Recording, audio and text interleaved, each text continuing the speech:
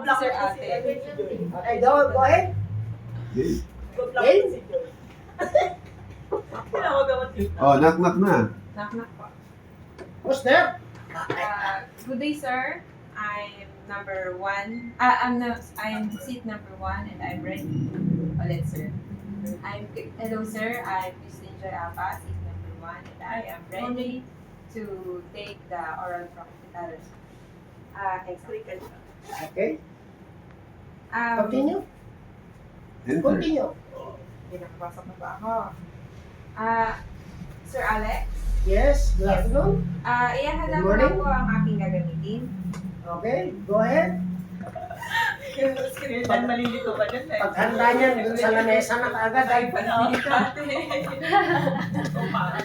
Pininervyos. role play lang yan, okay lang yan. Kunyari lamesa yan, naiisip mo na yan. Sir, Babanggitin niyo na yan, ha? Apo, Sir Alex, meron po akong dalang set of EP apparatus na gagamitin po para sa pagkuha ng blood pressure. Okay. Yan lang ba? Wala na ba Meron po, sir. makasama yan? Meron po, sir. Wait lang po. Thermometer. Ba't may lotion? Tapos nakita yung lotion. Parang gusto ko yan, ha? Para saan magagamitin yan? Teka, by the way, for everybody's information, kailangan isipin nyo na kung anong bulsa Ay, sorry po. ilalagay yung Yung mga maliliit, gamit. maliliit na gamit na kasya sa bulsa. Ano yun? Yung cotton, yung thermometer, yung Alcohol, yung alcohol, oil. yung oil. Kasya yan dito. So, kaliwa o kanan? Kasi, limbawa, yung thermometer. Yung thermometer, kung ilalagay niyo yan sa kanang kilikili, at kung ang you're right-handed and lilinisin niyo yan ng ganito, yung cotton, nandito sa kanang bulsa ito. Tanggal. Oops! Pwede tanggalin na kaagad na sir, dyan sa face. Dali. So, nakaganyan siya. Okay, so, tanggal takip, tanggal, patong, dukot ng Cotton balls.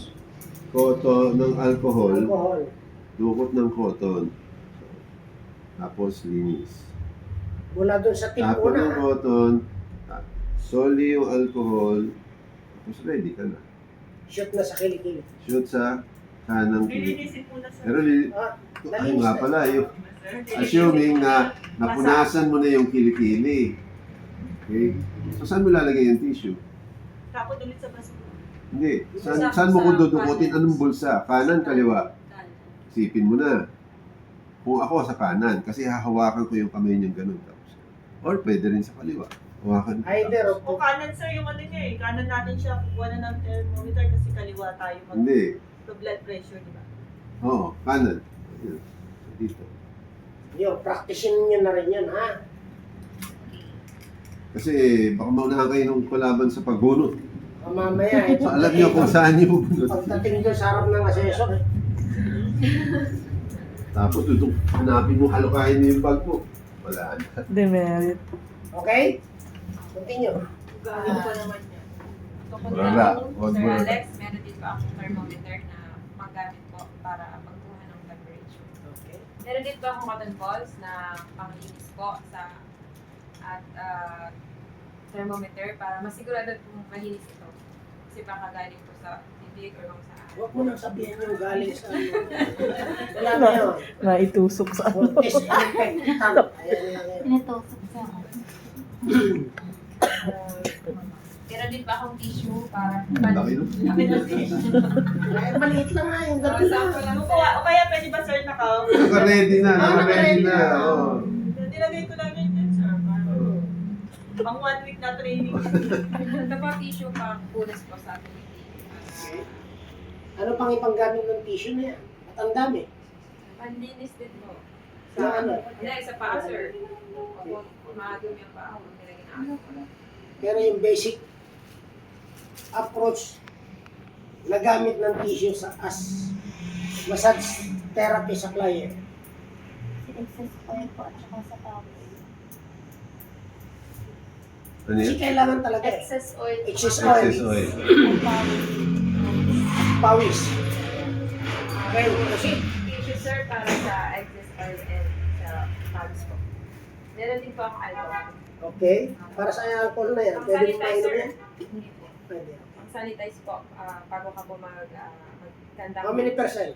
70%. Anong brand yan? Isopropyl alcohol. Okay. May Meron din promotion ka pa.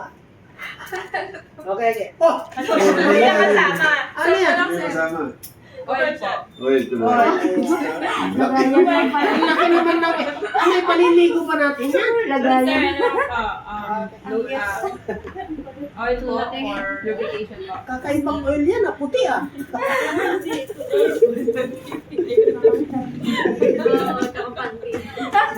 Sir, meron din po akong dalawang towel na maputi. Well sanitized po ito. Okay. Ito po ay ginagamit pang takip sa client at Para hindi po siya Lamig. I mean, para ano po, Protection sa lamig. para hindi rin po siya mahiya. Kung baka mahiya. Privacy. Para Protection pang-cover ng private parts. Opo, protection din po sa lamig. At protection sa labig. Ito naman po isa ay para sa table po. Massage table. Yung linen. Opo, ang iba naman po ay pwede pong pang-elevate ng paa. Gawin po. As bolster. Opo. Improvised bolster. Okay? Good? Go ahead.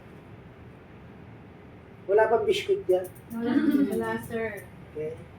Sa bag. Ang kwarto po natin ay hindi mainit. Ito po ay 26. Well ventilated. Mainit po.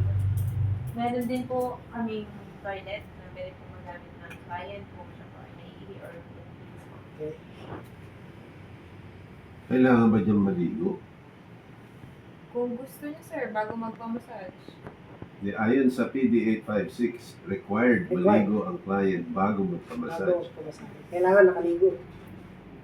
Kaya lang hindi pwedeng samahan na maligo. O yun, nandun yun sa Pwede din IRR. ha. Lalo na't babae at lalaki. Sasabihin mo rin yun, sir. Yes, of course. Hindi, sapat na yung banggitin yung ano, yung Kailangan sapat na dapat maligo yung client bago yung masahe. Ngayon, pag tinanong ka nga ng assessor, pwede bang samahan ng therapist na lalaki yung kliyente mo babae sa paliligo? No, sir. No? Why no? It's ano po, confidential. Bakit? Privacy. Kung pwede. Anong reason bakit pwede? Siguro sir, pag matanda yung ano. Yung may mga sinasabi ko sa inyo na critical aspect of questioning ng isang assessor. Pwede. Tama ba ako, Master? Pwede. Especially 65 years old na medyo na may frozen shoulder. Hindi na.